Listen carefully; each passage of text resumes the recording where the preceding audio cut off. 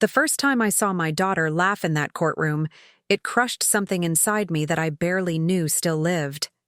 She said, "She won't understand," as if the years I fought to protect myself were naive whispers in a storm. Today, I'm going to tell you something I never thought I would share, and if for even a second this feels familiar, I only ask that you like this video and subscribe. It will help me keep opening my heart. Every morning, I wake up in my small New York apartment on the Upper West Side, where the cold air sneaks through these thin window frames like unwelcome memories.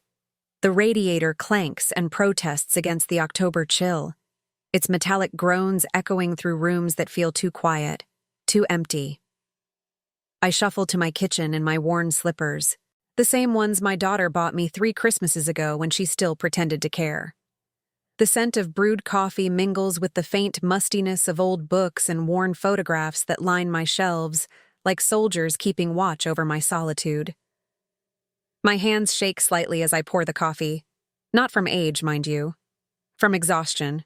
From carrying the weight of disappointment for so many years that it's become part of my skeleton. I look out my window at the bustling street below, at people rushing to work, to life, to somewhere that matters. And I wonder when I stopped mattering to the ones who should love me most. It was supposed to be different. Our family was supposed to be a sanctuary, a fortress against the harsh world outside these walls. But instead, I find myself grappling with silence that cuts deeper than any scream, with cancellations that arrive like slaps across my weathered cheeks, with cold shoulders that could freeze the Hudson River in July. Just last month, I invited my daughter Rebecca to see The King and I at Lincoln Center. We used to go together when she was younger, when her eyes would light up at the costumes, when she'd squeeze my hand during the romantic scenes. I saved for 2 months to afford those tickets. 2 months of eating less, of walking instead of taking the subway, of counting every dollar like it was gold. The message I sent her was careful, gentle. Would you like to go see our old favorite? Just us girls? I waited 3 days for her response. 3 days of checking my phone every 10 minutes like a teenager waiting for her crush to call. Her reply came at 11:30 on a Tuesday night. Can't make it. Something came up. No apology. No suggestion for another time. Just 5 words that felt like a door slamming in my face. The tickets sat on my kitchen counter for a week, mocking me with their bright red letters, until I finally threw them away. $200 in the trash, along with my hope. Back then, when Rebecca was little, I treasured every moment. Every smile was a photograph burned into my memory. Every carefully folded photo in my albums told a story of love once shared, genuine and warm and real. I have pictures of her first steps, taken right here in this apartment when the walls were painted yellow instead of this tired beige. I have her school reports saved in a manila folder, the ones where teachers wrote things like, "Rebecca is a joy to have in class," and "Her mother should be proud." But those snapshots now feel like relics from another world. A world where I was more than just a name they reluctantly call Mom when they need something. A world where my phone number in their contacts wasn't just an emergency backup plan. I gave everything to my family. Everything and more. For 37 years, I worked as a night cleaner in the office buildings of downtown Manhattan. While Rebecca and her brother David slept in their warm beds, I mopped floors in corporate towers, emptied trash cans that held the dreams and failures of Wall Street executives, scrubbed bathrooms that saw more tears than my children ever knew I cried. My shifts started at 10 p.m. and ended at 6 in the morning. I'd come home as they were getting ready for school, my hands cracked from industrial cleaners, my back aching from bending over desks and reaching into corners that hadn't seen light in months. But I'd make them breakfast. I'd pack their lunches with the good stuff, the name-brand cookies and the juice boxes they saw in commercials. I'd iron their clothes even though my fingers could barely hold the iron steady. "Mom, you don't have to do that anymore," my eldest would say when I'd slip a $20 bill into his jacket pocket for lunch money. But I only smiled and kept doing it anyway. Because what else did I have to give them but everything I could scrape together from my life? The money I sent never came with thanks. No acknowledgement. Rebecca would cash my checks without a word. David would spend my gifts without a call. When I dared to ask if they needed anything else, if there was something more I could do, their responses cut through me like January wind off the East River. "Why do you still send money?" Rebecca asked me one Christmas morning, her tone sharp enough to cut glass. Her eyes were cold, detached, like she was looking at a stranger who had overstayed her welcome. "We're not children anymore. But I am your mother," I wanted to scream. "I will always be your mother." Instead, I said nothing. Silence became my language of choice, because any words I spoke seemed to irritate them, to burden them, to remind them of obligations they clearly didn't want. Their forgiveness was reserved for others, never for me. I watched silent dinners dissolve into icy stares, an uncomfortable shifting in their seats. When I dared to ask for a little warmth, just a tiny bit of the love I'd poured into them like water into empty vessels, all I received was manipulation disguised as conversation. "You don't understand what we're going through," they'd say. "You don't know how hard it is to be adults." As if I hadn't been an adult since I was 17, working to support my own sick mother while my friends went to college and fell in love and figured out who they wanted to be. I wondered, sitting alone on those long nights, if I was being used, if I'd become nothing more than a safety net they never intended to keep, a convenience they could access when their real lives got too difficult to manage alone. The thought made me sick to my stomach, but it wouldn't leave me alone. The microaggressions came like paper cuts. Small, seemingly insignificant, but constant enough to bleed me dry. Birthdays passed without a single call. My 70th birthday came and went with nothing but a Facebook post from Rebecca that said, "Happy birthday, Mom," with a generic cake emoji. No personal message, no phone call, no acknowledgement that I'd given birth to her exactly 70 years before, that I'd held her first breath and her first steps and her first heartbreak in my hands. Last winter, when the flu hit me harder than a city bus, I spent 4 days in bed, burning with fever, unable to keep food down. I called Rebecca twice. Both calls went straight to voicemail. I called David 3 times. He texted back, "Hope you feel better soon," as if I were a distant acquaintance with a head cold, instead of his mother fighting off pneumonia alone in an apartment that felt like a tomb. I've never felt so invisible, so forgotten, so utterly erased from the lives I'd spent decades building.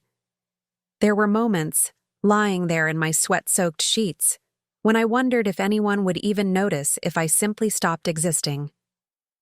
One afternoon in March, when the last snow was melting into dirty puddles on Amsterdam Avenue, I was cleaning out an old cabinet in my bedroom. Behind years of accumulated papers and forgotten photographs, I found bank statements I hadn't seen in months.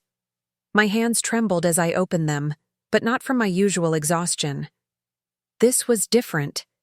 This was fear. The account I'd been carefully managing since the 1980s, the one with my modest savings, the one I'd built dollar by dollar through decades of overtime shifts and skipped meals, had been systematically drained. Withdrawals I'd never authorized, transfers I'd never approved, money that was supposed to be for my future, for my care, for the dignity I thought I'd earned after a lifetime of giving. They'd been taking from me for months, maybe longer. Rebecca's name was on the account as a backup, something I'd done years ago when she convinced me it would be easier for emergencies. But these weren't emergencies. These were regular withdrawals, calculated and cold, money disappearing while I counted pennies for groceries. Betrayal settled in my chest like a block of ice, heavy and sharp and impossible to ignore. The woman staring back at me from those bank statements wasn't a mother. She wasn't a person deserving of respect or consideration. She was a resource to be exploited until there was nothing left. I squeezed my hand so hard that the fragile china teacup I'd been holding slipped from my grasp and shattered against the hardwood floor. The crash echoed through my apartment like a gunshot, sharp and final and somehow appropriate. Shards scattered across the room, some sliding under the radiator, others catching the afternoon light like broken promises. Tears ran quietly down my cheeks as I knelt to pick up the pieces. My grandmother had given me that cup when I was 25, fresh-faced and full of hope about the family I was going to build. "For your special occasions," she'd said, wrapping it in tissue paper like a treasure. Nearly 50 years later, I was picking up its remains while trying to understand how I'd become so worthless to the children I'd treasured above my own life. I clutched an old photograph I'd found mixed in with the bank statements. Rebecca at age 7, gap-toothed and grinning, wearing the yellow dress I'd sewn for her school pageant. The same age she was when I first wrote that clause in my will. The one that would save me decades later. Even then, some part of me must have known that love and money would become tangled in ways that would nearly destroy us all. The first thought that pierced through my grief was simple and terrifying. Maybe I should finally say no. But fear gnawed at the edges of that thought like a hungry rat. Would saying no mean accepting complete loneliness? Would boundaries mean abandonment? Would protecting myself mean losing the last threads connecting me to the people who shared my blood? Yet something else grew alongside that fear. Something that had been buried under years of exploitation and neglect but refused to die completely. The need for respect, the hunger for dignity, the stubborn insistence that I was worth more than this, that I deserved better than being treated like an ATM with a heartbeat. I folded Rebecca's photograph carefully and packed it away with the others, memories that suddenly felt less like treasures and more like evidence of my own destruction. Then I walked to my bathroom mirror and stared at the reflection that looked back at me. A tired woman. A fragile woman. But also a woman who was finally ready to fight for herself, instead of everyone else. Confronting Rebecca felt like walking into a Category 5 hurricane armed with nothing but an umbrella made of hope and desperation. I called her on a Thursday evening, when I knew she'd be home from her job at the marketing firm downtown. My heart hammered against my ribs as the phone rang once, twice, 3 times. "What's up, Mom?" Her voice was distracted, annoyed by the interruption. I could hear her television in the background, some crime drama where justice always won and families loved each other unconditionally. "Rebecca, we need to talk about the money." Silence, then a laugh that felt like a slap. "You're imagining things again." "I have the bank statements.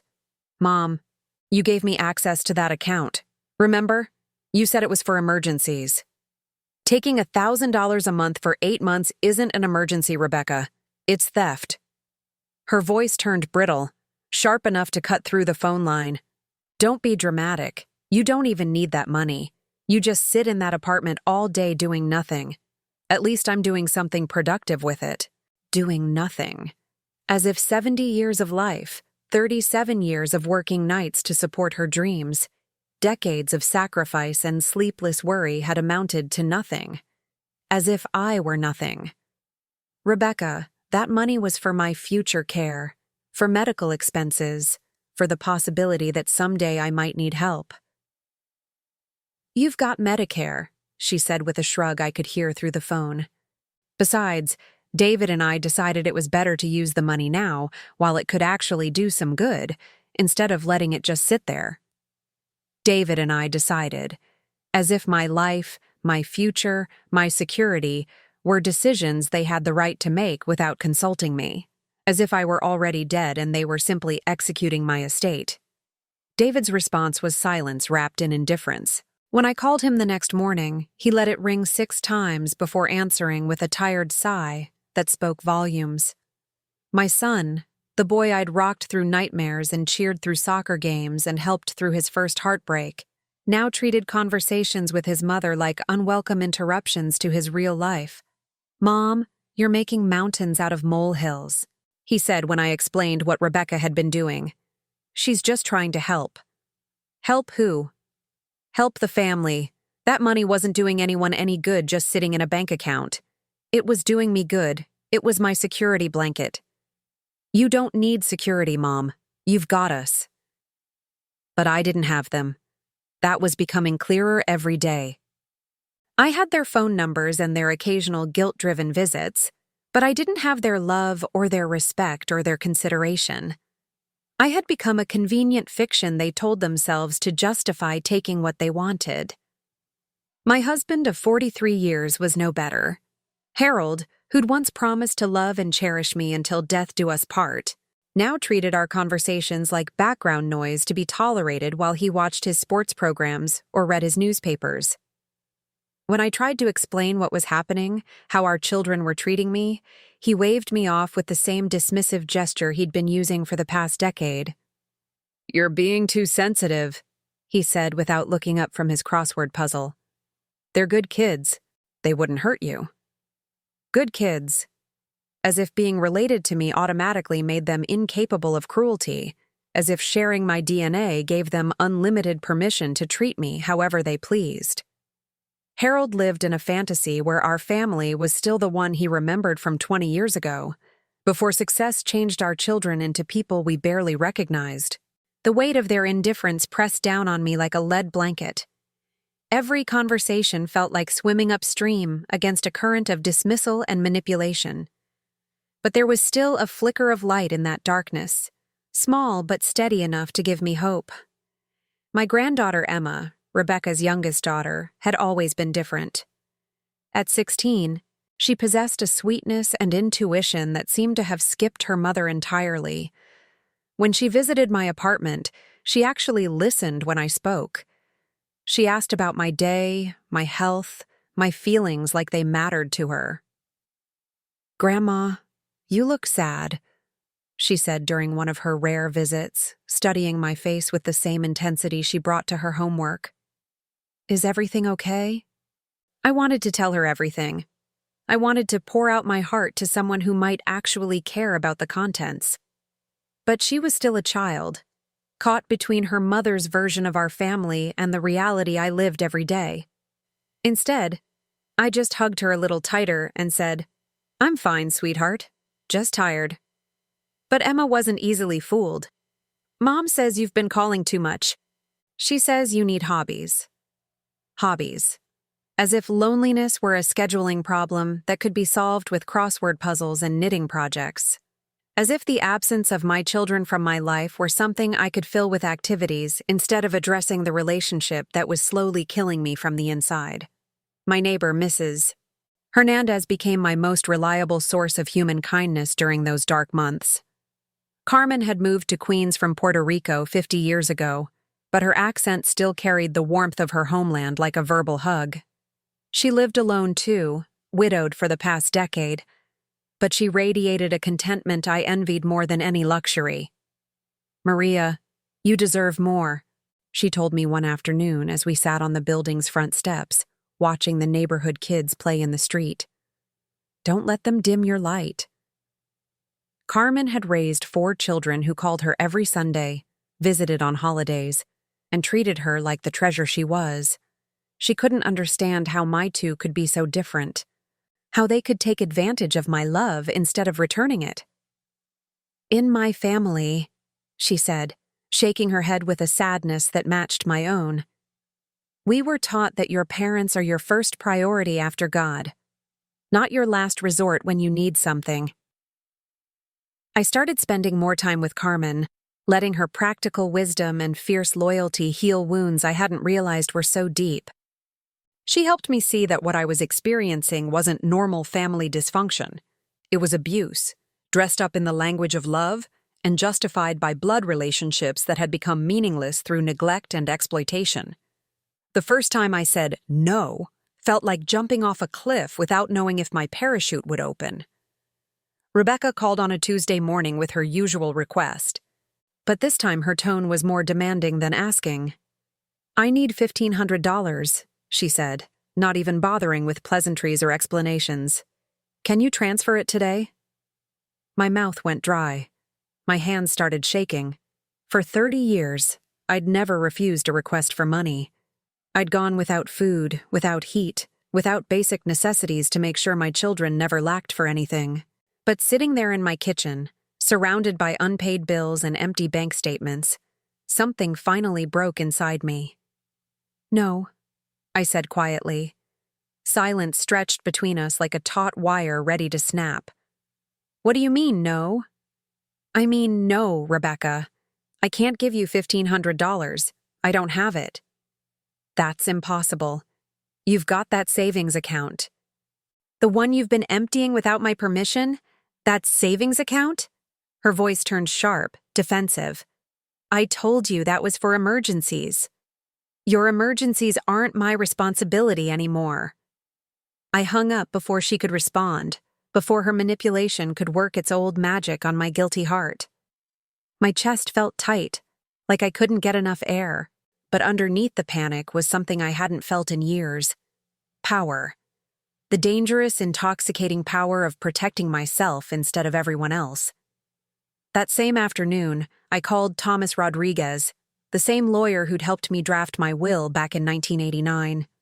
Tom had been fresh out of law school then, eager and idealistic, working for a small firm that specialized in helping working-class families navigate the legal system. Now he was a partner in his own practice, gray-haired and successful, but he still remembered the young cleaning woman who'd insisted on paying for his services in installments. "Mrs. Patterson," he said when his secretary put me through. "It's been a long time. How can I help you?" "Tom, I need to make some changes to my will, and I think I need to understand some things about financial abuse." His voice grew serious, professional, but concerned.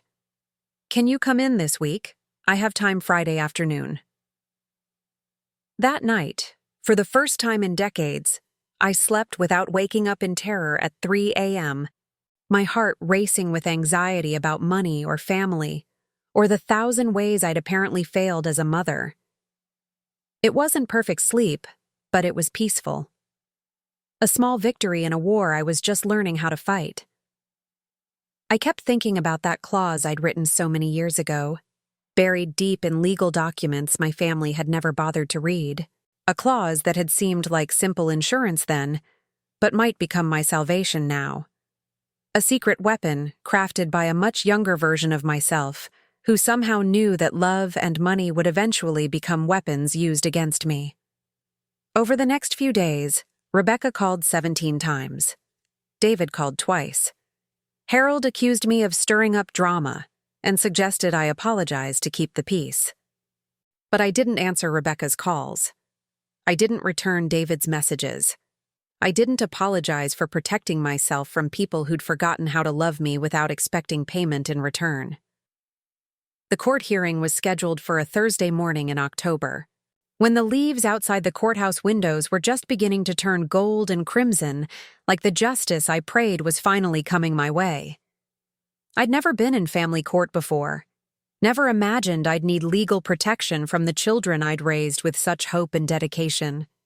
Rebecca arrived wearing her best professional outfit, the navy blue suit I'd helped her buy for her first job interview 15 years ago.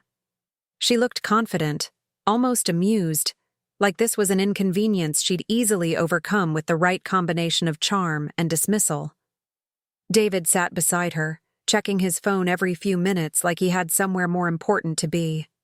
"This is ridiculous, Mom," Rebecca said as we waited for the judge to enter.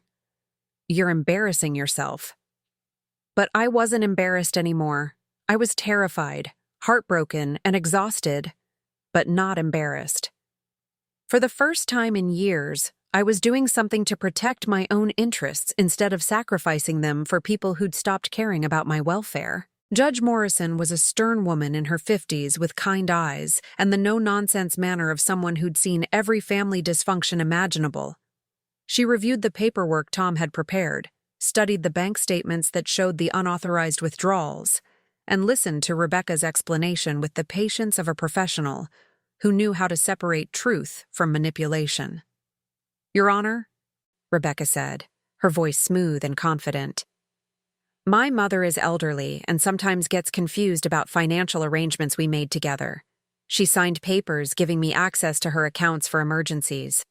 I've only used that access responsibly, to help our family during difficult times. She shot me a look that was part pity, part condescension. She won't understand the legal complexities of this situation. That's when she laughed. Not a cruel laugh exactly, but a dismissive one that suggested I was a child playing dress-up in adult clothes. A laugh that said she knew how this would end, that my attempt to stand up for myself was nothing more than the confused rebellion of an old woman who didn't know her place anymore. "She won't understand," she repeated, glancing at David, who nodded in agreement. But Judge Morrison wasn't looking at Rebecca anymore. She was looking at the documents Tom had submitted, particularly an aging piece of paper that had been notarized and filed 34 years ago. The judge's eyebrows raised slightly as she read, and when she looked up, her expression had changed from professional neutrality to something approaching admiration. "Mrs. Patterson," the judge said, "would you like to explain to the court what this document contains?" My heart hammered against my ribs, but my voice was steady when I answered. "Your Honor, that's a clause I added to my will in 1989. It states that any heir who financially exploits me during my lifetime, who takes advantage of my trust, or manipulates me for monetary gain, will forfeit their inheritance completely." The room fell silent. Rebecca's confident smirk disappeared like smoke in a strong wind. David actually looked up from his phone for the first time since we'd entered the courtroom. Even Harold, who'd been staring at his shoes in embarrassment, raised his head to stare at me with something approaching respect. "Furthermore," I continued, my confidence growing with each word, "the clause specifies that such behavior must be proven through documented evidence, including bank records, witness testimony, or other verifiable proof of financial abuse." I looked directly at Rebecca, meeting her shocked gaze with the steady determination I'd been building for months. "I believe we have that evidence, Your Honor." Judge Morrison nodded slowly, reviewing the bank statements and withdrawal records that told the story of my exploitation in cold, undeniable numbers. "Mrs. Patterson, this clause was remarkably prescient. Did you have reason to believe at the time that you might need such protection?" "I hoped I wouldn't," I said quietly.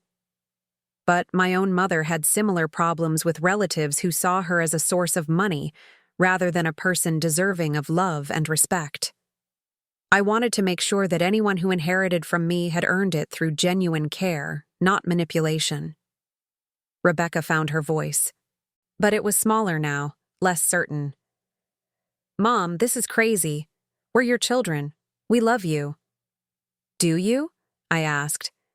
And the question hung in the air like incense, heavy and impossible to ignore. "When was the last time you called just to see how I was doing? When was the last time you visited without asking for money? When was the last time you treated me like a person instead of a bank account with inconvenient feelings?" Silence stretched between us, broken only by the soft shuffling of papers and the distant sounds of New York traffic outside the courthouse windows. My daughter said, "She won't understand," I said, my voice growing stronger with each word. "Well, I understand perfectly now. I understand that I've spent decades buying love that was never real, funding relationships that existed only to benefit people who saw my devotion as weakness to be exploited." I stood up, feeling the weight of every year I'd carried their disappointment and guilt, and for the first time in my adult life I set that weight down. "I will no longer buy love," I announced, not just to the court, but to the children who'd forgotten how to love me freely. "I will no longer accept scraps of affection in exchange for financial support. I will no longer pretend that blood relationships excuse cruel behavior or justify exploitation." I looked at Rebecca, then at David, then at Harold, who was staring at me like he'd never seen me before. "You will respect me, or you will lose me. But you will no longer use me." Judge Morrison's ruling was swift and decisive. The unauthorized withdrawals constituted financial elder abuse. Rebecca would be required to repay every dollar she'd taken with interest. The clause in my will would remain in effect, and given the evidence presented, both children were now at risk of losing their inheritance entirely unless they could demonstrate genuine change in their behavior toward me. But more important than the legal victory was the feeling that washed over me as I left that courtroom. For the first time in decades, I felt like a person instead of a resource. I felt like a mother who deserved love instead of a woman who had to purchase temporary affection from people who should have cherished me unconditionally. Just as I thought the worst was over, just as I began to believe that my legal victory had finally taught my children to respect me, Rebecca launched one final attack that proved how little she'd learned from our day in court. A week after the hearing, I discovered she'd posted a long, detailed story on Facebook about how I was losing my mind and trying to steal money from my own family. She painted herself as the long-suffering daughter of an elderly woman whose mental decline had turned her paranoid and cruel. She claimed I was trying to cut my children out of my will out of spite, that I was being manipulated by strangers who wanted to turn me against my family. The post was shared dozens of times. Friends I'd known for decades called to express their concern about my condition. My mailman asked if I was feeling all right lately, with a worried expression that suggested he'd heard I was losing my mental faculties. Harold received calls from relatives asking if I needed to be evaluated for dementia or Alzheimer's. The betrayal stung sharper than anything that had come before. Rebecca hadn't just stolen my money or dismissed my feelings. She'd tried to steal my reputation, my credibility, my standing in the community that had been my home for 40 years. She'd attacked my sanity, my mental competence, my right to make decisions about my own life. But instead of crumbling under this final assault, I discovered something remarkable. I couldn't be destroyed anymore. The woman who would have fallen apart 6 months ago, who would have believed she deserved this treatment, who would have apologized and begged for forgiveness, no longer existed. I sat in my kitchen, reading Rebecca's lies on my computer screen, and felt nothing but a calm, unshakable certainty that she'd finally shown everyone exactly who she really was. The community that had known me for decades, that had watched me work multiple jobs to support my children, that had seen my dedication and sacrifice firsthand, wasn't fooled by her desperate attempt at character assassination. Mrs. Hernandez was the first to call. "Mija, I saw what she wrote. That girl has lost her mind if she thinks anyone believes that nonsense. You're the strongest, sanest woman I know." My mailman, who'd seemed concerned that morning, stopped by that afternoon with a different expression entirely. "Mrs. Patterson, my wife saw that Facebook post. We just wanted you to know that anyone who's spent 5 minutes with you knows you're sharp as a tack. That daughter of yours ought to be ashamed." Emma, my granddaughter, appeared at my door the next evening with tears in her eyes and a fierce determination that reminded me of myself at her age. "Grandma, I read what Mom wrote. I know she's lying. I know you're not crazy or mean or any of those things she said. I told her so too." "What did she say?" "She told me I was too young to understand. But I understand plenty. I understand that you've been good to us our whole lives, and we've been terrible to you. I understand that Mom took your money and now she's trying to make everyone think you're the bad guy." Emma's voice broke, but she kept going. "I'm so sorry, Grandma. I should have stood up for you sooner." This final blow from Rebecca had been her last test, the ultimate proof of who she'd become and who I was determined to be.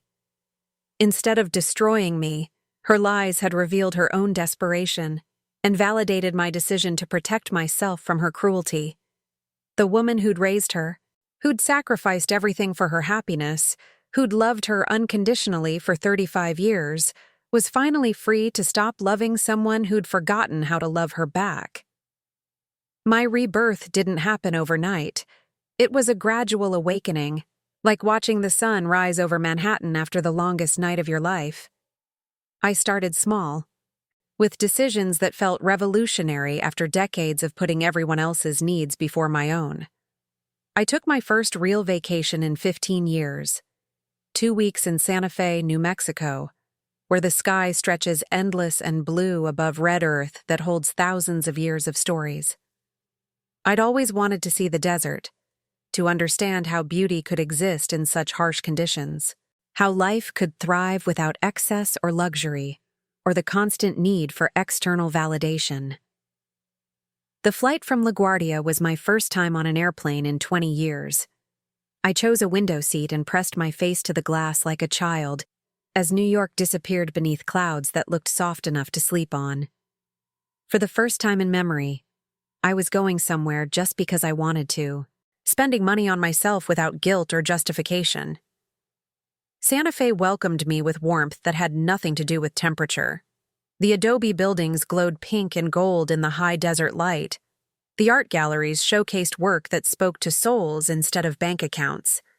I bought a small painting from a local artist, a landscape of mesas and sky that captured something I didn't have words for but recognized in my bones. "You have good taste," said the artist, a woman about my age with silver hair and turquoise jewelry that caught the light like captured water. "That piece is about resilience, about surviving." I painted for the first time since I was Rebecca's age, sitting in the hotel courtyard with watercolors and paper, trying to capture the way the mountains changed color throughout the day. My hands remembered skills I'd abandoned decades ago, when providing for my family became more important than creating beauty for myself. An older gentleman named Robert, also traveling alone, struck up a conversation at the hotel breakfast buffet. He was recently retired, had raised 3 sons who rarely called, and was rediscovering interests he'd set aside during his working years. "I spent 40 years thinking happiness was something I'd get to later," he told me over coffee and green chili eggs.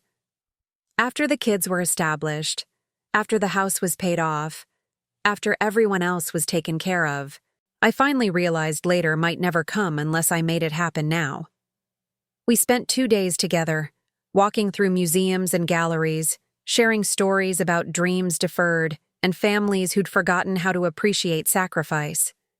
It wasn't romance exactly, but it was connection, companionship, the reminder that interesting conversation and genuine interest in another person's thoughts weren't luxuries I had to earn through financial support. When I returned to New York, my apartment felt different, not smaller or sadder, but full of possibility instead of ghosts.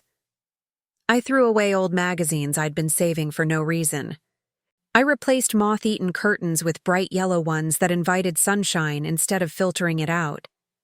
I bought fresh flowers for my kitchen table, not for a special occasion, but because Tuesday seemed like a good enough reason to celebrate being alive. Mrs. Hernandez helped me rearrange furniture, suggesting changes I'd been too afraid or too tired to attempt. "You need a reading corner," she declared, helping me move my favorite chair near the window where afternoon light would make books come alive. "You need space that's just for you, not for anyone else's convenience." Emma started visiting more often, not because she needed anything, but because she enjoyed my company. We baked cookies and watched old movies and talked about her plans for college, her dreams of becoming a teacher, her hopes for a family that would love each other without keeping score of debts and obligations. "I want to be like you when I'm older, Grandma," she told me one Saturday afternoon as we worked on a jigsaw puzzle of the Brooklyn Bridge. "Strong and brave and not afraid to stand up for myself." "You already are like that, sweetheart. You just need to remember it when people try to convince you otherwise." I joined a book club at the local library, something I'd wanted to do for years but had never allowed myself the time or energy to pursue. The group met every Thursday evening to discuss novels and share perspectives that challenged and entertained me in ways I'd forgotten were possible. "You should write your own story," suggested Margaret, the group's organizer, after I shared some of my experiences during a discussion of memoirs. "You've lived through things worth recording, worth sharing with people who might need to hear them." I started keeping a journal, not of complaints or regrets, but of observations and hopes and small improvements in my daily life. Writing helped me understand the difference between the woman I'd been and the woman I was becoming. It helped me forgive myself for years of accepting treatment I didn't deserve, while still holding accountable the people who'd chosen to treat me poorly. Harold and I began having real conversations for the first time in years. My newfound self-respect seemed to remind him of qualities he'd fallen in love with decades earlier, before parenthood and financial stress and routine had buried our connection under layers of obligation and exhaustion. "I'm proud of you," he told me one evening as we sat on our small balcony, watching the sunset paint the city skyline in shades of hope. "I should have supported you sooner. I should have seen what they were doing to you instead of pretending everything was fine." "We both got lost," I said, taking his hand in mine for the first time in months. "But we found our way back." David called 6 weeks after the court hearing, his voice uncertain but genuine. "Mom, I owe you an apology. Rebecca and we got so caught up in thinking about what we needed that we forgot to think about what you needed, what you deserved." It was a start. Not forgiveness yet, not trust rebuilt overnight, but acknowledgement that I was a person worthy of consideration and respect. Progress measured in small gestures and careful words. The beginning of a relationship based on mutual care instead of financial dependence. But Rebecca remained silent, stubborn in her conviction that she'd done nothing wrong, that my newfound backbone was temporary insanity that would eventually give way to the compliance and financial support she'd grown to expect. She'd miscalculated in the most fundamental way possible. She'd assumed I needed her love more than I needed my self-respect. She was wrong. 6 months after that transformative day in court, I sit by my bedroom window in my newly refreshed apartment, watching another Manhattan sunset bleed orange and purple across the skyline.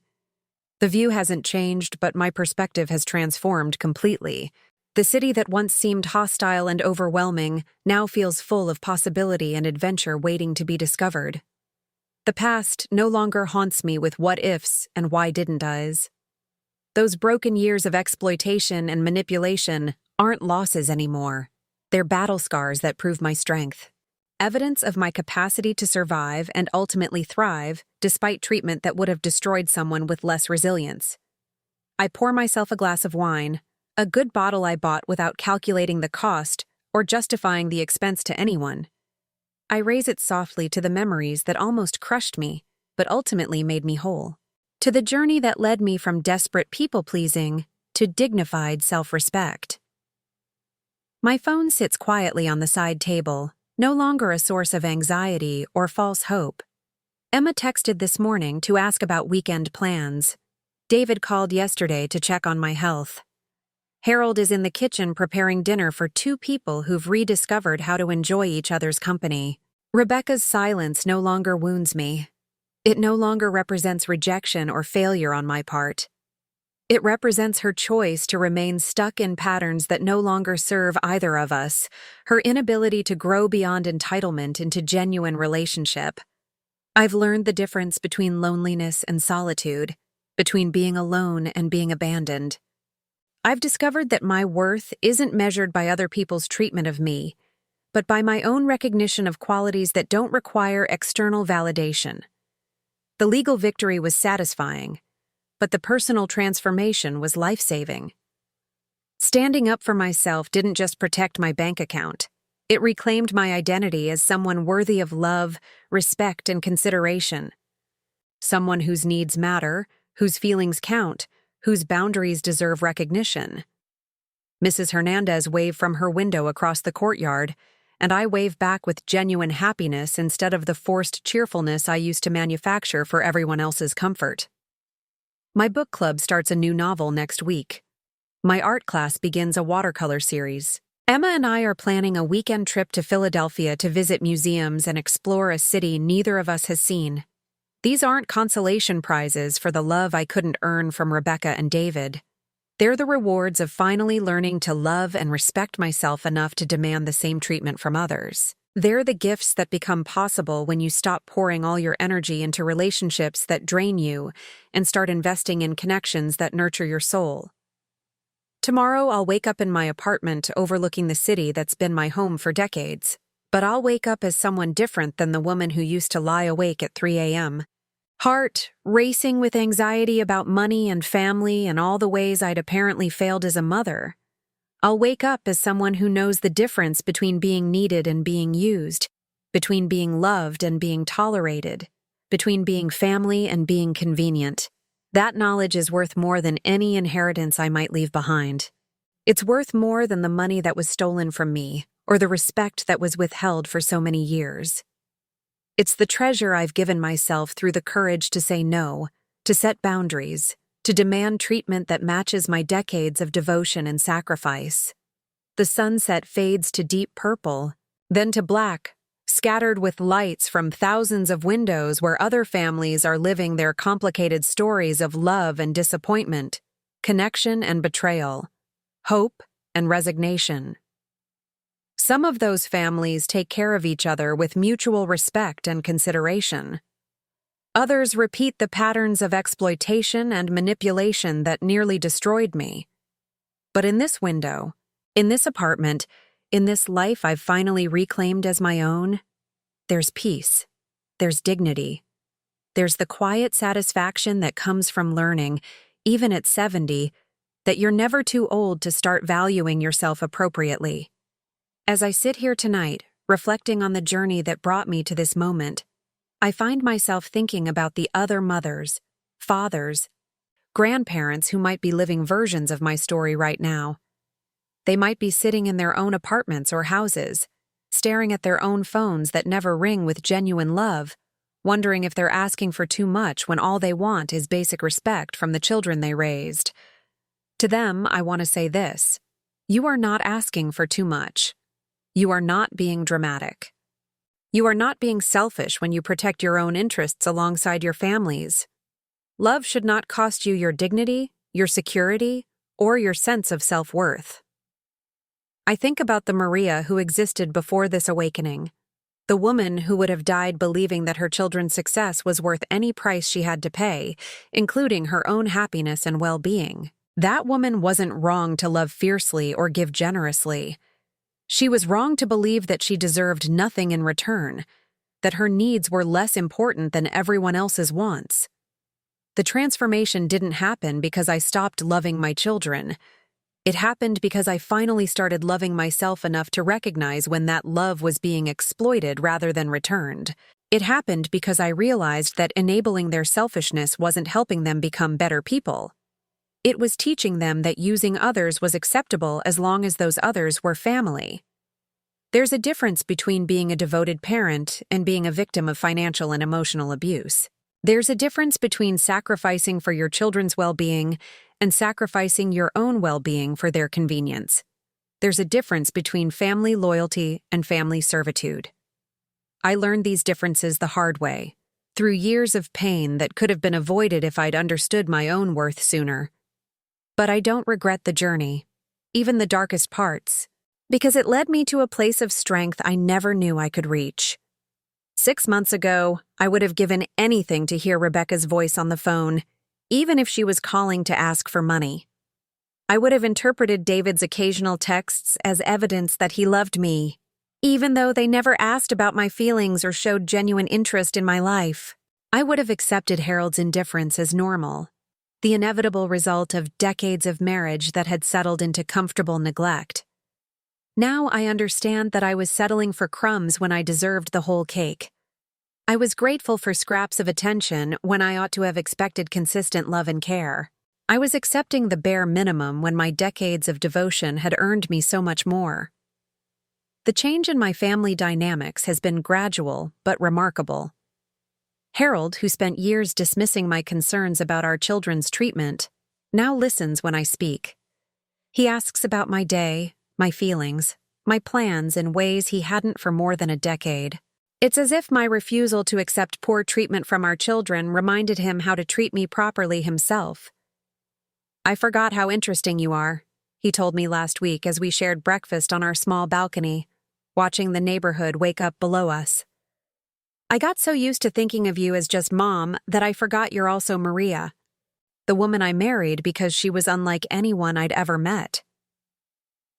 David's apology wasn't just words. He's backed it up with actions, calling regularly not because he needs something, but because he wants to maintain a relationship with me. He asks about my book club, my art classes, my new friendships. He listens to my answers instead of waiting for his turn to speak. We're building something new together, a relationship between adults who respect each other instead of a dynamic based on guilt and obligation. I want my kids to know their grandmother, he told me during one of our recent conversations. Not the grandmother who sends money and gifts, but the grandmother who has stories and wisdom and interests of her own. Emma has become not just my granddaughter, but my friend, someone whose respect I've earned through authenticity rather than financial support. She confides in me about her dreams, her fears, her plans for the future. When she asks for advice, I give it freely, knowing that she values my opinion not because she's obligated to, but because she's learned to see me as a whole person worth knowing. "You saved yourself, Grandma," she said during one of our recent visits. "And you saved me too, by showing me what it looks like to demand respect instead of just hoping for it." The relationship with Rebecca remains severed, and I've made peace with that reality. Some bridges burn completely and cannot be rebuilt, especially when one person refuses to acknowledge that the bridge was destroyed by their own actions. Rebecca continues to paint herself as the victim of my mental decline and unreasonable demands, refusing to see that those demands were simply the normal expectations of respectful treatment that should exist in any healthy relationship. I grieve for the daughter I thought I knew, the little girl who used to climb into my lap and tell me I was the best mom in the world. But I refuse to grieve for the woman Rebecca became, the woman who saw my love as weakness to be exploited rather than a gift to be treasured. That woman made her choices, and those choices have consequences that extend beyond my bank account to the relationship she lost through her own selfishness and cruelty. Sometimes I wonder if Rebecca will ever understand what she threw away. Will she realize, perhaps when her own children are grown, that unconditional love from a parent is not something to be taken for granted? Will she understand that financial security in old age is not something adult children have a right to drain from their parents without permission? Maybe she'll learn these lessons, or maybe she won't. Either way, her education is no longer my responsibility. I spent 35 years trying to teach her values through example, sacrifice, and unconditional support. If those lessons didn't take root, if my decades of love didn't inspire love in return, then nothing I do now will make the difference. What I've learned instead is that my happiness, my security, my well-being cannot be held hostage to other people's choices, not even my own children's choices. I cannot control how Rebecca reflects on our relationship, or whether she ever takes responsibility for her actions. But I can control how I respond to her choices, and how I protect myself from further harm. The most surprising aspect of this entire experience has been discovering how many people have lived similar stories. When I started sharing my experience with friends, neighbors, and members of my book club, I was amazed by how many had their own tales of exploitation by adult children, ungrateful relatives, or family members who saw them as resources rather than individuals deserving of respect. Margaret from Book Club confided that her son had been taking money from her accounts for years, justifying it as managing her finances, while actually funding his gambling addiction. She'd been too ashamed and afraid of losing the relationship entirely to confront him directly. "You inspired me," she said after hearing my story. "If you could stand up to your daughter in court, I could at least have an honest conversation with my son about boundaries and accountability." Mr. Rodriguez, my lawyer, told me that elder financial abuse cases have increased dramatically in recent years, often perpetrated not by strangers or caretakers, but by adult children who feel entitled to their parents' resources. He said my case was unusual, not because of the exploitation, but because I'd had the foresight to protect myself with that will clause and the courage to enforce it. "Most people in your situation feel too guilty or too afraid of abandonment to take legal action," he explained. "They'd rather be used than be alone, but what they don't understand is that they're already alone in any relationship that exists only for their utility rather than their inherent worth." These conversations have shown me that my story isn't unique, but my response to it was unusual. Most people in similar situations continue to enable the behavior that hurts them, either because they fear the alternatives or because they've been conditioned to believe that family members deserve unlimited tolerance, regardless of how they behave. I understand that fear. I lived in it for years, believing that saying no or setting boundaries would mean losing the few family connections I had left. What I discovered instead was that relationships built on exploitation aren't real connections at all. They're transactions disguised as love, business arrangements dressed up in family sentiment. When I let go of those false relationships, I made room for authentic ones. When I stopped pouring energy into people who saw me as a resource, I had energy available for people who appreciated me as a person. When I stopped accepting poor treatment from family, I was able to recognize and cultivate the good treatment available from friends, neighbors, and new acquaintances who became genuine companions. The financial aspect of my recovery has been just as important as the emotional healing. Rebecca was ordered by the court to repay the money she'd taken, with interest, and she's been making regular payments through a court-monitored system that prevents her from having any contact with me during the transactions. But more significant than recovering the stolen money was learning to manage my finances in ways that protect my security without enabling others' irresponsibility. I've set up systems that ensure my future care while preventing unauthorized access. I've made plans that protect my assets while still allowing for genuine emergencies or thoughtful gifts that I choose to give rather than have demanded from me. Tom Rodriguez helped me restructure my will to reflect my new understanding of family relationships and personal boundaries. The document now includes detailed provisions that protect against various forms of financial abuse, while still providing for family members who treat me with respect and consideration. This is a masterpiece of preventive law, Tom said as we reviewed the final version. Anyone who inherits from you will have earned it through genuine relationship, not manipulation or exploitation. The new will includes provisions for Emma's education, David's children, and Harold's care, but all contingent on continued respectful treatment and appropriate boundaries.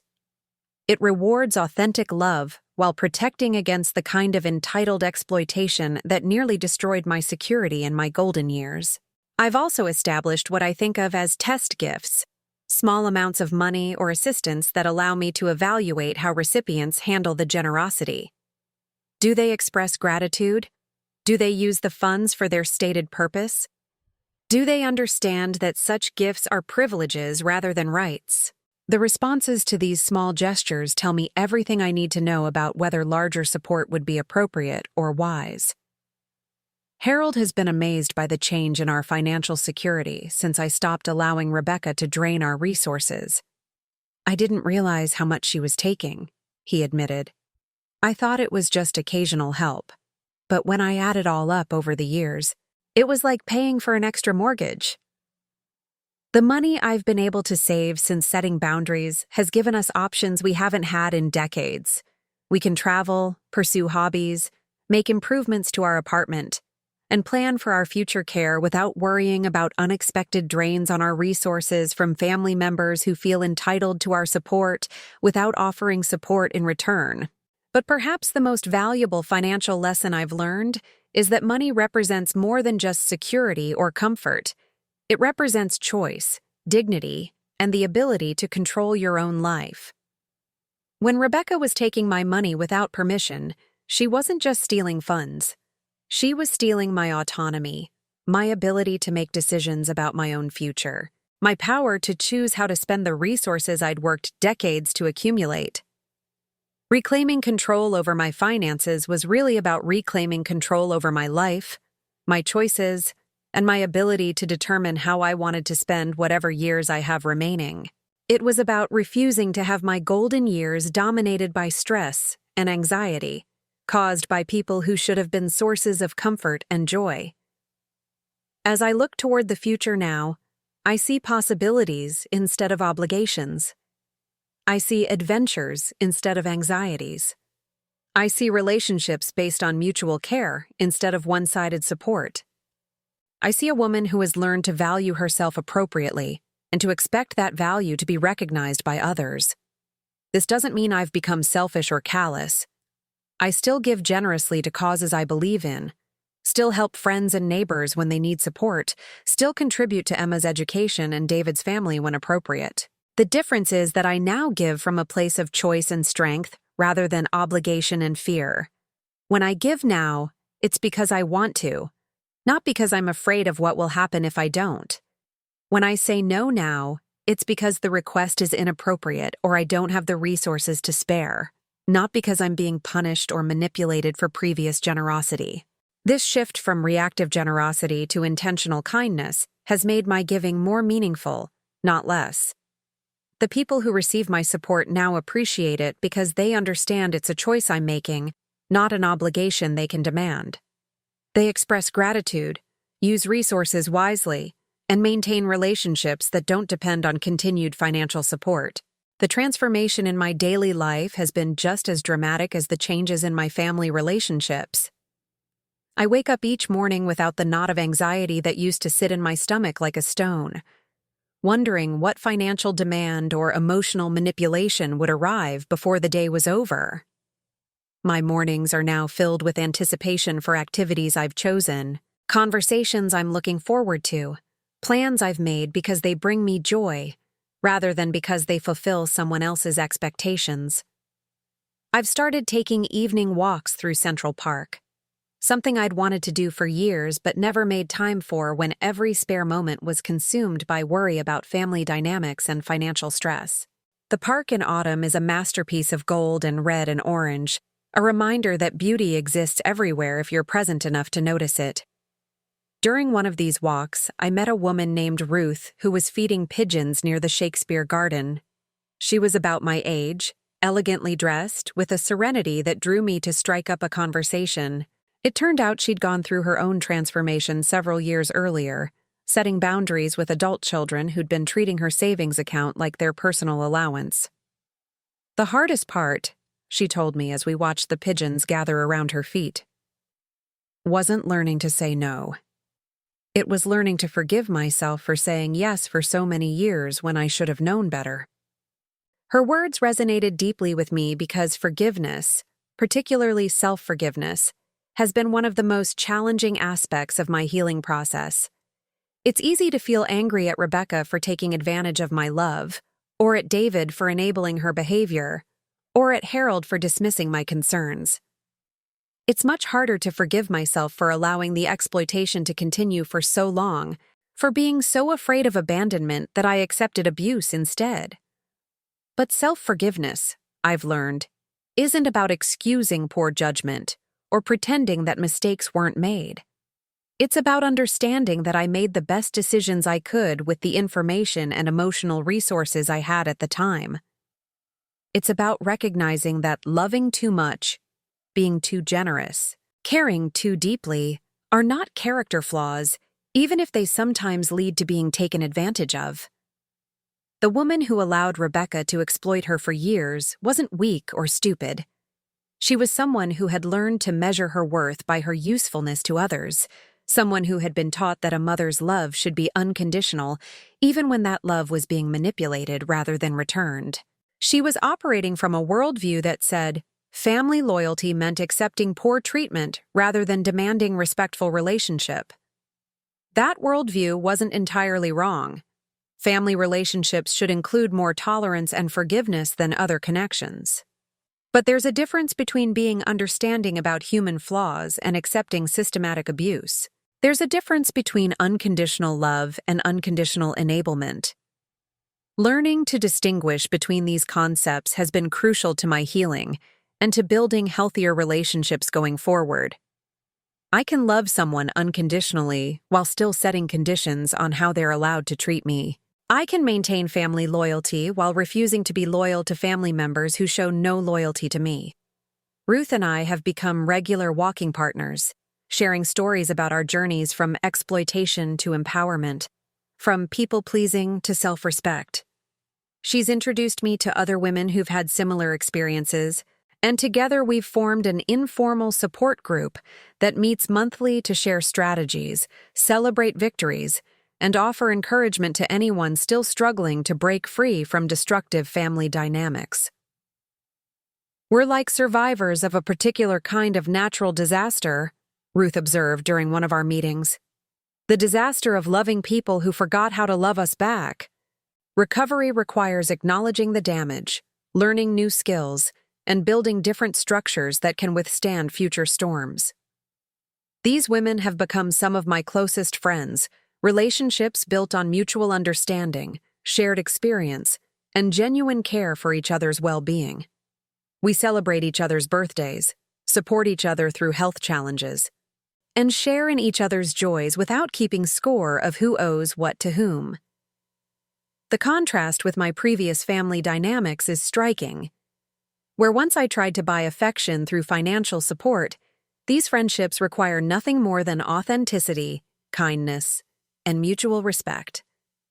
Where once I walked on eggshells to avoid triggering manipulation or guilt trips, these relationships thrive on honest communication and healthy boundaries.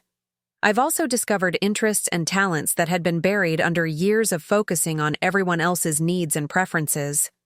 The painting I started in Santa Fe has continued back in New York, and I've joined a local art group that meets weekly to work on individual projects while enjoying each other's company. "You have a natural eye for color," said Patricia, the group's informal leader and a retired art teacher. "Have you ever considered taking formal classes?" I enrolled in a watercolor workshop at the community college, something that would have felt impossibly self-indulgent a year ago but now feels like appropriate self-care. Twice a week, I sit in a bright classroom with a dozen other adults who are pursuing beauty and creativity for the simple joy of it. My instructor, a patient man named Vincent who must be half my age, treats every student's efforts with respect and encouragement. Art isn't about perfection, he reminds us regularly. It's about expression, exploration, the courage to put something of yourself into the world. Those words apply to more than just painting. My entire transformation has been about finding the courage to put my authentic self into the world, instead of the carefully constructed people-pleasing version that I thought others wanted to see. It's been about expressing my real needs and feelings instead of pretending I didn't have any. It's been about exploring who I am when I'm not defined entirely by my usefulness to others. The paintings I create now aren't masterpieces, but they're mine. They reflect my perspective, my color preferences, my interpretation of the world around me. When I give one to Emma or David or Harold, it represents something genuine rather than something purchased or performed to maintain a relationship. Emma has several of my paintings hanging in her bedroom now, not because she feels obligated to display them, but because she genuinely loves them and what they represent about our relationship. "They remind me that you're not just my grandmother," she told me. "You're Maria, an artist who sees the world in beautiful ways." That recognition, being seen as a complete person rather than just a role, has been one of the greatest gifts of this entire journey. For too many years, I existed primarily as mom, wife, grandmother, titles that defined me entirely in relation to other people's needs and expectations. Learning to be Maria again, to have interests and opinions and dreams that exist independently of my family roles, has been like waking up from a decades-long sleep. The book club has become another source of intellectual stimulation and social connection that feeds my soul in ways I'd forgotten were possible. Our discussions range from the books we're reading to current events to personal philosophies and life experiences. The other members treat my contributions with the same respect they show everyone else, valuing my thoughts and insights without regard to how much money I might give them or what favors I might provide. "You always have such thoughtful perspectives," Margaret told me after a particularly lively discussion about a novel dealing with family dynamics. "Have you ever thought about leading a discussion yourself?" Next month, I'll be facilitating our conversation about a memoir written by another woman who had to learn to set boundaries with exploitative family members. I've prepared carefully, researching the author's background and developing questions that might help us all think more deeply about the themes of self-advocacy and personal transformation. This opportunity to contribute to others' intellectual and emotional growth feels remarkably different from the ways I used to try to be useful to my family. Instead of buying their attention through financial support, I'm earning respect through authentic engagement and genuine contribution to our shared experience. Harold has been one of the most surprising beneficiaries of my transformation. As I've become more confident in expressing my own needs and interests, our marriage has taken on new dimensions that hadn't existed for many years. We talk about books, share observations about our neighborhood, plan small adventures together, like people who genuinely enjoy each other's company. I was getting tired of being married to a martyr, he admitted one evening as we sat together reading in our newly arranged living room. I'm much more interested in being married to a woman who knows her own worth and isn't afraid to advocate for herself. Our physical intimacy has improved as well. Not because anything dramatic has changed, but because I'm finally present in my own life, instead of constantly worried about family crises that I can't control and shouldn't have to solve. When you stop walking around with a constant knot of anxiety in your stomach, you have energy available for pleasure, connection, and the simple enjoyment of being alive. We've started taking weekend trips together, short excursions to nearby towns or historical sites that we'd talked about visiting for years, but never quite managed to prioritize. These adventures feel like the kind of activities we should have been doing all along. The natural progression of a long marriage between people who still find each other interesting. We should have done this years ago, Harold said during a recent trip to the Hudson Valley, where we spent the day touring historic mansions and gardens. Why did we let the kids' drama consume so much of our energy for so long? It's a good question, and the answer is complicated. We got caught in patterns that felt normal because they developed gradually. Like being slowly poisoned by carbon monoxide. By the time you realize what's happening, you're already too sick to think clearly. We accepted treatment from our adult children that we never would have tolerated from strangers, because we believed family relationships required infinite tolerance and unconditional sacrifice. We also confused enabling with love, thinking that protecting Rebecca and David from the consequences of their choices was the same as caring for them. What we didn't understand was that allowing them to use us was actually harming their character development and preventing them from learning the life skills they needed to build healthy relationships with others. David seems to understand this now, at least to some extent. During a recent visit, he apologized not just for his own behavior, but for failing to intervene when he saw how Rebecca was treating me. I should have spoken up, he said. I should have told her she was wrong to take your money without asking, wrong to dismiss your feelings, wrong to treat you like your only value was financial. I was a coward, and I'm sorry. His apology felt genuine, backed up by sustained changes in behavior, rather than just words meant to smooth over past wrongs. He's maintained regular contact without asking for money, shown genuine interest in my new activities and friendships, and begun including me in his family's plans in ways that demonstrate respect for my time and preferences. The kids want to spend more time with Grandma, he told me recently, but not because we need babysitting or help with expenses, because they've realized they don't really know you as a person, just as someone who used to send presents and money. They're curious about your art, your book club, your travels. This shift in how David's children see me has been one of the most heartening developments of the past year. Instead of thinking of me as a source of gifts and financial support, they're beginning to understand that I'm someone with my own interesting life and experiences worth learning about. My grandson Michael, who's 8 years old, has become fascinated by my painting and often asks to help when he visits. We spend hours together working on art projects, talking about colors and shapes and how to capture feelings in visual form. These conversations have revealed an intelligent, creative child who I barely knew when our relationship was limited to formal gift-giving occasions. "Grandma, why did you stop painting for so long?" he asked during one of our art sessions. "I got busy taking care of other people," I told him honestly.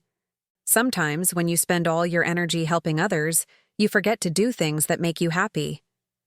"But you're happy now when you paint." "Yes, I am. Very happy." "Then I think you should keep painting forever." Out of the mouths of babes. Michael's simple observation captures something profound about the relationship between self-care and happiness, between pursuing your own interests and being able to contribute meaningfully to others' lives. When I was depleted from constantly giving without receiving, I had little genuine joy or energy to share with anyone. Now that I'm nourished by activities and relationships that feed my soul, I have much more to offer to the people I care about. The contrast extends to my physical health as well.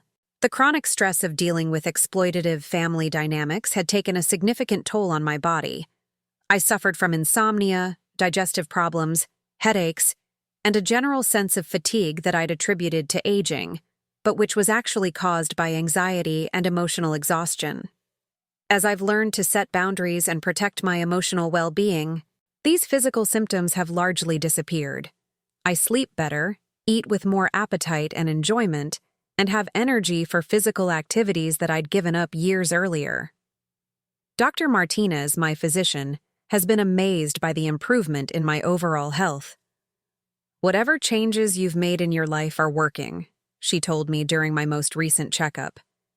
"Your blood pressure is better, your stress markers have decreased significantly, and you seem like a different person than the woman who was sitting in this office a year ago." She's right. I am a different person, or rather, I'm the same person I always was underneath the layers of people-pleasing and self-sacrifice, finally free to express her authentic self without fear of abandonment or rejection. This doesn't mean the journey has been easy, or that I don't sometimes feel sad about the relationships that were lost in the process of finding myself. I still mourn the daughter Rebecca could have been if she'd chosen love over exploitation. The family dinners that might have been filled with genuine warmth instead of tense obligation. The grandmotherly relationship that should have been built on mutual affection rather than financial transactions. But I've learned to grieve these losses without taking responsibility for them. Rebecca's choices were her own, made as an adult who understood right from wrong. I cannot control her decisions, but I can control my responses to them. I cannot force her to love me appropriately, but I can refuse to accept inappropriate treatment. The sadness I feel about our severed relationship is real and valid, but it no longer dominates my daily life or prevents me from enjoying the relationships that do work, the activities that bring me joy, the future that stretches ahead with possibility rather than dread. Sometimes people ask me if I regret taking legal action against Rebecca, if I think there might have been another way to handle the situation that wouldn't have resulted in such a complete break in our relationship. My answer is simple. I regret that legal action was necessary, but I don't regret taking it. I tried for months to address the financial abuse through conversation, through setting boundaries, through appeals to Rebecca's sense of fairness and family loyalty. She responded to every attempt at resolution with dismissal, manipulation, and escalation of the very behaviors that were damaging our relationship. The court case was a last resort, but it was the only tool that could protect my security while also making clear that certain behaviors have consequences, regardless of family relationships. The legal victory wasn't really about the money, though recovering those funds was important for my practical security. It was about establishing that I am a person deserving of respect, that my boundaries matter, that family relationships cannot be used as shields to protect exploitative behavior from accountability. Judge Morrison's ruling sent a clear message not just to Rebecca, but to anyone else who might consider taking advantage of elderly family members. Financial abuse is real, it's illegal, and it will be prosecuted regardless of the relationship between victim and perpetrator. My case has apparently been cited in several other elder abuse proceedings, helping other families navigate similar situations. Your courage to speak up has helped other people find their own voices, Tom Rodriguez told me during our final meeting to wrap up the legal proceedings. Sometimes it takes one person's willingness to say enough to give permission for others to protect themselves as well. That responsibility, being an example for others who might be trapped in similar situations, has become part of my motivation for sharing my story more widely. I've spoken at several community groups about financial elder abuse, helping other seniors recognize warning signs and understand their legal options. These speaking engagements have connected me with dozens of other families dealing with similar dynamics, and I've been struck by how common these stories are and how isolated the victims usually feel. Many assume that their situation is unique, that they must be doing something wrong if their own children are treating them poorly, that speaking up would make them seem ungrateful or selfish. "I thought I was the only one," is a phrase I hear repeatedly from people who attend these presentations. "I thought it was normal for adult children to have access to their parents' money. I thought I was being too sensitive when I felt used." These conversations have reinforced my understanding that my experience with Rebecca wasn't an isolated case of one difficult person, but rather an example of a broader social problem. In a culture that often treats elderly people as burdens rather than resources, that sometimes views aging parents as obligations rather than individuals deserving of respect, financial exploitation by adult children has become disturbingly common. The solutions require both individual courage and social change. People in situations like mine need to understand their rights, know where to seek help, and have the emotional support necessary to take protective action. But we also need cultural shifts that reinforce the idea that aging parents deserve respect, appreciation, and care, rather than exploitation. Emma has become one of my most passionate advocates in these efforts.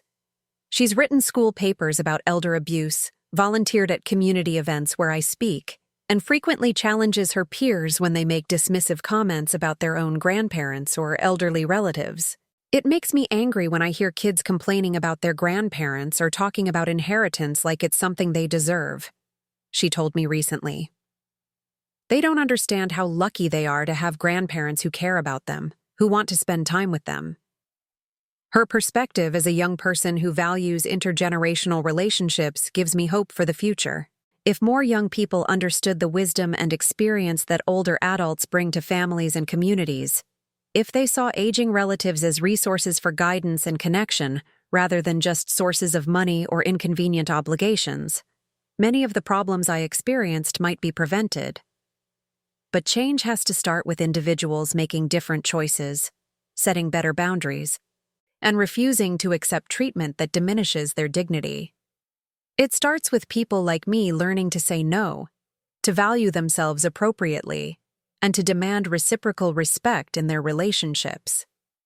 As I finish writing this story, I'm preparing for another adventure, a 2-week trip to Italy with Harold, something we've dreamed about for decades, but never quite managed to prioritize or afford when we were constantly supporting adult children who took our generosity for granted. The trip represents more than just a vacation. It's a celebration of rebirth, of marriage renewed, of resources protected and used for joy rather than exploitation. It's evidence that it's never too late to reclaim your dreams, to invest in your own happiness, to choose relationships and activities that nourish your soul instead of draining your energy. Emma will house sit for us, not because we need her help, but because she asked for the opportunity to spend time in our apartment, to feel connected to the life we've built together. David will check in periodically, and his children are excited about the postcards I've promised to send them from each city we visit. Rebecca remains silent, and her absence from our travel plans doesn't sadden me the way it would have a year ago. I've learned to plan my life around people who want to be included, rather than constantly hoping for participation from people who've shown no genuine interest in my happiness or well-being. The future stretches ahead with possibility instead of anxiety. There will be more books to read and discuss, more paintings to create, more friendships to nurture, more adventures to plan. There will be birthday celebrations that people attend because they want to be there. Holiday gatherings built on mutual care rather than obligation. Conversations that feed the soul instead of draining it. Most importantly, there will be days when I wake up knowing that I matter, that my needs count, that my happiness is worth protecting. There will be mornings when I pour my coffee and look out at the city I love without the knot of anxiety that used to sit in my stomach like a stone, wondering what crisis or demand would arrive before the day was over. Have you ever loved someone who forgot how to love you back? Have you ever given so much that you lost yourself in the giving, only to discover that your generosity was being taken for granted or exploited? Have you ever had to choose between keeping the peace and keeping your self-respect, between being needed and being valued, between being family and being free? If any of this feels familiar, if you've lived this story or watched someone you care about disappear into the quicksand of unreciprocated devotion, please share your experience in the comments below. Your story matters. Your pain deserves acknowledgement. Your healing deserves celebration. Don't forget to like this video if it touched something in your heart or reminded you that you're not alone in these struggles. Subscribe to this channel if you want to hear more stories about finding strength in unexpected places, about discovering that it's never too late to stand up for yourself, about learning that true love respects boundaries instead of ignoring them. Together, we keep opening our hearts, not to be exploited or taken advantage of, but to be seen, valued, and loved the way we deserve. Together, we remember that family is supposed to be a sanctuary, not a source of suffering, and that blood relationships don't justify cruel treatment or financial abuse. Together, we learn that sometimes the most loving thing you can do is to stop enabling people to treat you poorly. Sometimes the most courageous act is to walk away from relationships that diminish you instead of celebrating who you are. Sometimes the most important word you can learn to say, the word that can save your life and restore your dignity, is simple and powerful and revolutionary. No. My name is Maria Patterson, and this is my story of learning that I was worth fighting for. That I deserved respect, that I could choose dignity over desperation, self-love over self-sacrifice, and still be a good person, a good mother, a woman worthy of genuine love instead of purchased affection. Thank you for listening. Thank you for caring. Thank you for reminding me that stories like mine matter, that healing is possible, and that it's never too late to come home to yourself.